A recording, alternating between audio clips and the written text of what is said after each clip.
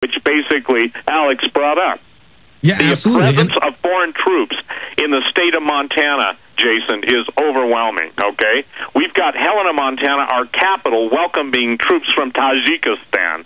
We've got the bases. We've got one of the biggest former SAC bases, and we've got one of the major Air Force bases in the whole United States, Malmstrom Air Force Base, with who knows what's going on up there, and that's in Great Falls. And then we've got the reports of 7,000 mercenaries of Blackwater being hired to secure the Montana border against people fleeing the United States into Canada when it all comes down.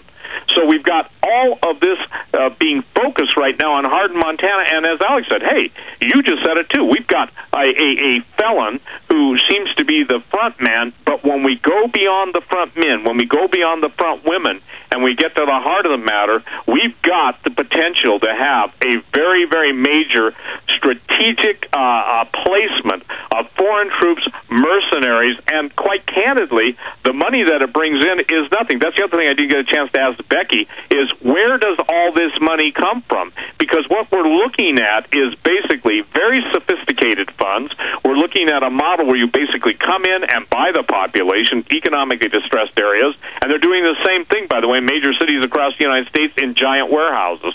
So we're at the point now where the timetable has been ramped and amped up. How much time do we have?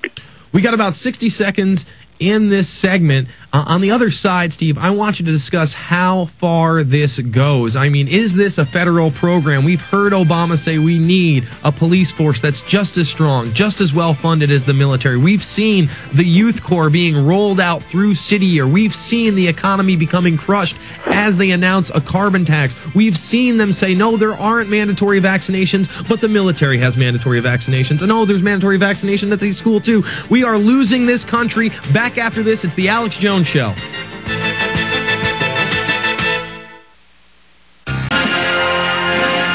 We are back live. It's the Alex Jones Show. I'm Jason Burmis sitting in as Alex is on the ground at Hardin, Montana, getting a tour of this Two Rivers facility. USA Today, the Boston Herald, the Associated Press have all picked up on this story. This is being run, not by my words, but by the Billing Gazette and other, by a hardened criminal, a multiple felon, somebody who uses multiple aliases. This screams of a globalist operation, but I'm going to give it to Steve Quayle to break down how far down the rabbit hole this actually goes. Steve? Well, it's interesting because you've done such a wonderful job, Jason, of telling people about, look, we've heard the words from the presidential administration that they want a private police force. We're now seeing everything that we saw in and I say this, in the time between the breakdown of the German economy, the Weimar Republic, and the rise of the National Socialists known as the Nazis. We're seeing such a parallel, and we're also seeing the introduction of foreign troops into this country on unimagined levels. Everybody, Jason, as you know, you guys have been reporting on it on your radio show and on your website. I mean, the amount of military transportation. There are people that are high-ranking military officials that are telling me they've never seen such a thing like this, even in the build-up to the first Gulf War. Nothing like this has ever occurred. The idea that the black helicopters, how about the situation in Tennessee, where the 101st Airborne, I believe, is, dropping in on a little town, and did you see the operational plan for that? They're seeking one individual. Come on, you don't drop in 340 paratroopers or whatever the final count is to go after one guy, or do you? But let me tell you what I'm being told. I'm being told now that the FBI director has gone to major cities and been telling them to prepare. The special agents in charge, or the SACs, are being told, get ready, get ready, get ready. So I don't know the timetable, but they seem to know the timetable. I have been told from deep pool, from people deep on the inside, that the fact is that bounties are being given for military to inform on other high-ranking military members that won't go along with the anti-constitutional, basically, grab for the government. I'm being told that even in police departments, Jason, that now a lot of the law enforcement officers that listen to Alex, listen to myself, listen to others that are warning, are starting to notice the presence of high-ranking, and in many cases, people that outrank them, foreigners inserted into their law enforcement departments to seemingly be observers.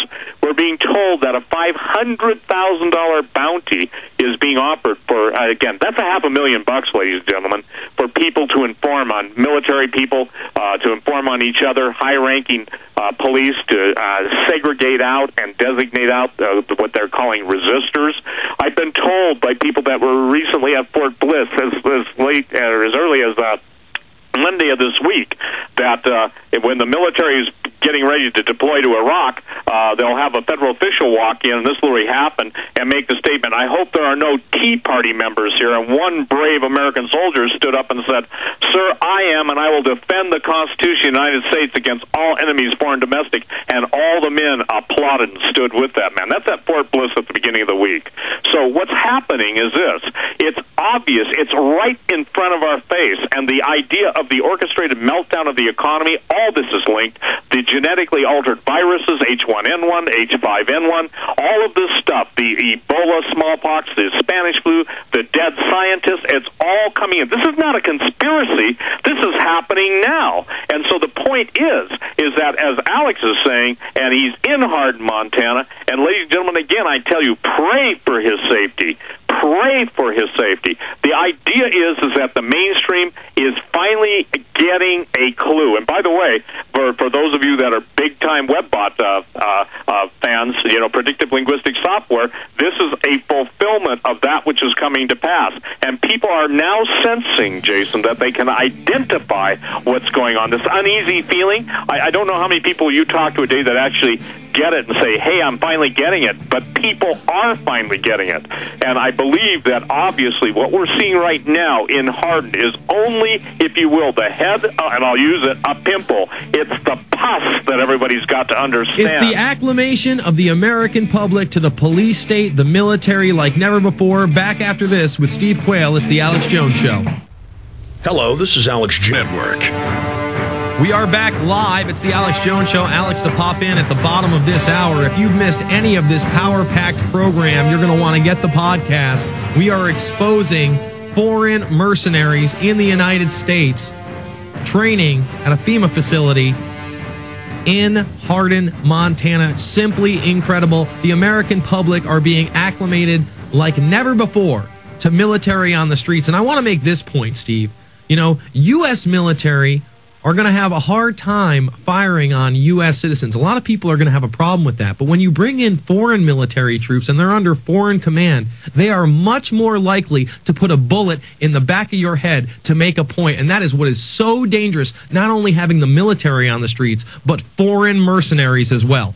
Well, and you bring up the most important point, Jason. Those targets that have already been assigned, as Alex was targeted in the piece with 25 other people that are on Obama's hit list. Listen, these people are already assigned. The GPSing was the giveaway.